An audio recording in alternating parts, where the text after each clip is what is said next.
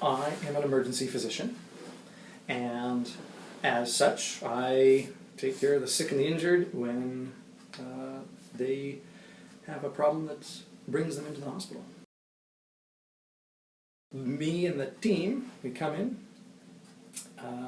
and start to look first and foremost at, is this person's life in danger? Something's going on that's so bad that they need immediate life-saving treatment, right?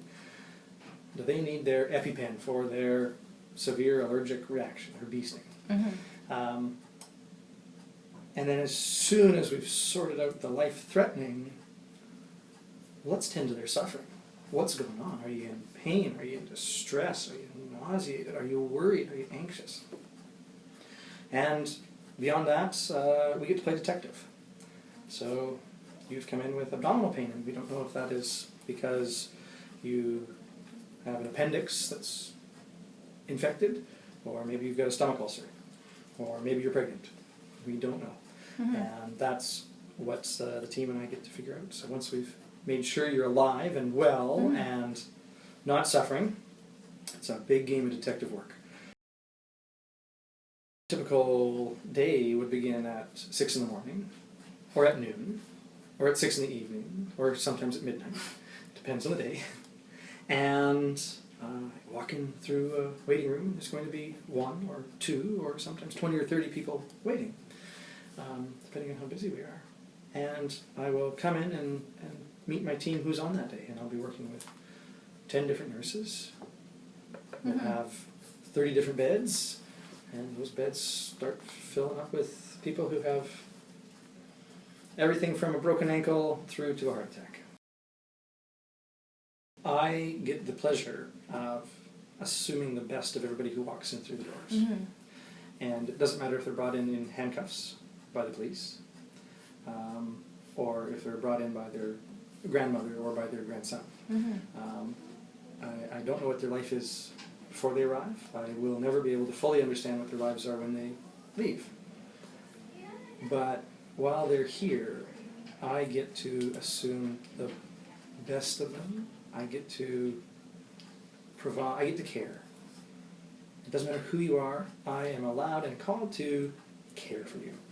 You can be drunk and spitting and trying to vomit on my shoes, and I don't have to be your mom or dad to say, dummy, what were you doing tonight? I get to be the doctor who says, okay, let's get you feeling better, then we'll have a conversation about what were you doing. You know? The human body, for me, is evidence that there is mystery in this universe, that there is a God, if you want to say it as that. That it is so complex. The more we know, the more we realize that this is entirely miraculous. The fact that this works, the fact that we can sit here and have a conversation, because chemicals and electrical signals in my brain are making my tongue move, and yet your ears can hear it as English and translate that down to movements in your hand and write it with a pen. That is unbelievably complex. And the fact that a sperm and an egg can get together and produce the human body that does this is, to me, one of the most miraculous, amazing things. Find somebody who you know. If there is somebody in your community who you know who works in the medical field, ask them what it's like. Tell them, say, I would like to be, today, an emergency physician. And someday I want to be an emergency physician. And it's okay tomorrow to go, I think I might like to be a research librarian. And it's okay the next day to say, actually, I would like to be a carpenter. And the day after that to say, I would like to be an OR nurse. But as you try that identity on for size, and as you say that and say, I would like to be, and you meet people in your community, you will find people who know a little bit about that job, or who have some experience in that job, or who know somebody, and you'll start to get a feel for what it's like to actually work in that field. If you really want to be a doctor, and you're passionate about people and the sciences, there's nothing stopping you. Okay? And if it's not a doctor, it could be something in the healthcare professions. There are more healthcare professions than you realize.